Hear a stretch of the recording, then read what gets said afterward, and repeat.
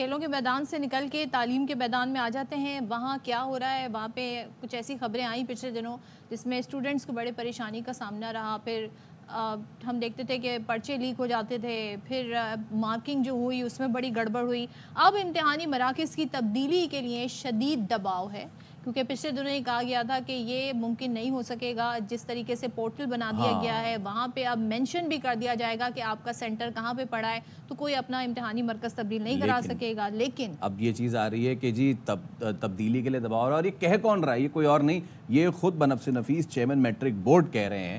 وہ کہتے ہیں کہ جی شدید دباؤ کے باوجود ہم نے ایڈمٹ کارڈ جو ہے پورٹل پر اپلوڈ کر دیے. چیئرمین میٹرک بورڈ پہ کون دباؤ ڈال رہا ہے؟ اصل سوال تو یہ ہے، یہ ان سے پوچھنا چاہیے. بالکل.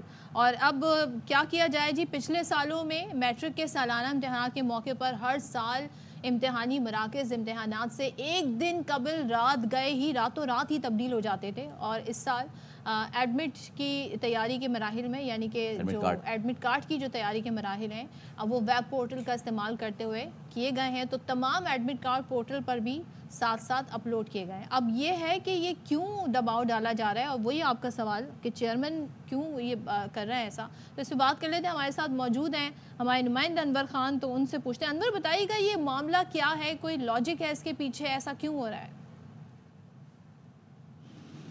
جی دیکھیں، بنیادی طور پہ یہ پاکستان کا سب سے بڑا تعلیمی بورڈ ہے، اور اس تعلیمی بورڈ میں انتظامات کے بعد جو مرحلہ آتا ہے وہ آتا ہے امتحانی مراکز کا.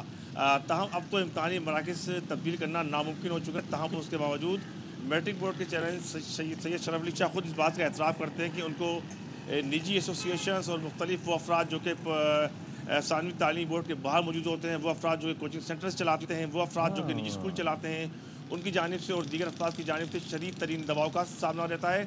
درجنوں پرائیویٹ اسکول ایسوسیشنز ہیں جو کہ مختلف ناموں سے ان کے پاس جاتی ہیں، اور اس بات کی کوشش ہوتی ہے کہ ان کے مطلوبہ امتحانی سینٹر تبدیل کر دیا جائے. اس کا نتیجہ یہ ہوتا ہے کہ جو بھی نجی اسکول ہوتا ہے وہ اپنے ہی اسکول کو سینٹر بنا کے بآسانی اپنے طلبہ کو نقل کے وسیع تر مواقع فراہم کرتا ہے. تو اس طرح پوزیشن کے حصول کے اندر بھی آسانی ہوتی ہے.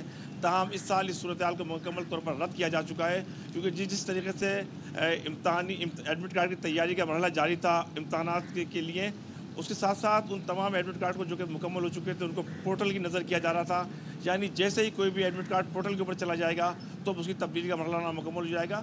چیئرمین بورڈ یہ بھی کہتے ہیں کہ کسی بھی صورت کے اندر اس دباؤ کو اس سال برداشت کیا جائے گا اور کوئی بھی تعلیمی سینٹر کی تبدیل نہیں کیا جائے گا.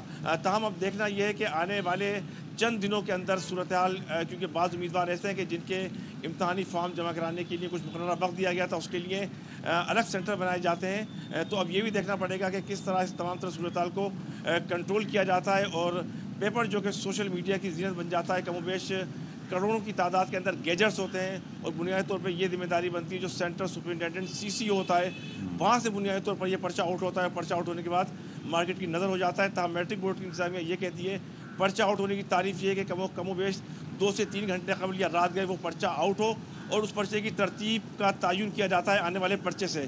اگر وہ پرچہ اس سے میچ نہیں کرے گا اور 3 سے 4 گھنٹے قبل آؤٹ نہیں ہوگا تو پرچہ آؤٹ نہیں کہلائے گا. البتہ امتحان شروع ہونے کے 10 منٹ بعد اگر پرچہ سوشل میڈیا کی زینت بن جائے تو یہ ایک بآسانی عمل ہے جس کو پرچہ آؤٹ رہنا نہیں کہتے ہیں. بہرحال اب بھی ثانوی تعلیم بورڈ کی انتظامیہ کے مطابق امتحانی مراکز کی تبدیلی کے لیے ان کے اوپر بدستور دباؤ موجود ہے. اس تمام طرح صورتحال سے انہوں نے صوبائی وزیر تعلیم یونیورسٹی بورڈ کو آگاہ کیا ہے. آپ نے اپڈیٹ کیا اور اب ہمیں اندازہ ہو رہا. آپ کا بہت شکریہ.